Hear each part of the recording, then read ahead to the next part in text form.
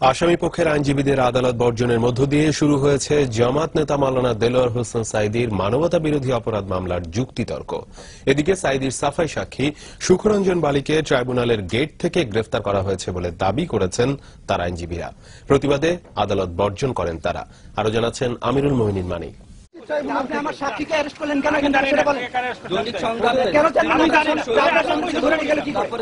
সোমবার সকাল 10টায় প্রসিকিউশনের সাক্ষী সুখরঞ্জন বালিকে মাওলানা সাঈদীর পক্ষে সাক্ষ্য দিতে আন্তর্জাতিক অপরাধ ট্রাইব্যুনালে আনেন আসামি পক্ষের আইনজীবীরা। আদালতে প্রবেশের সময় প্রধান ফটকে ডিবি পুলিশ তাকে আটক করে বলে দাবি করেন সাক্ষীর সাথে থাকা আইনজীবীরা। এ ঘটনা ট্রাইব্যুনাল 1-এ জানানো হলে এ ব্যাপারে খোঁজ নিতে চিফ প্রসিকিউটরকে দায়িত্ব দেয় আদালত।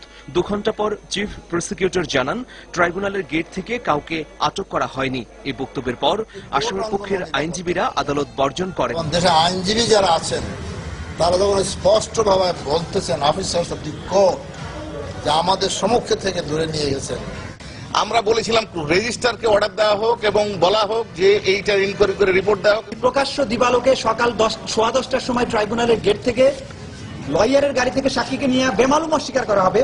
যদি লয়ারকে নিয়ে তারা অস্বীকার করে, এটা বিচিত্র কিছুই না। প্রসিকিউটররা বললেন, সুখরঞ্জন বালি প্রসিকিউশনের সাক্ষী, সুতরাং সাঈদীর পক্ষে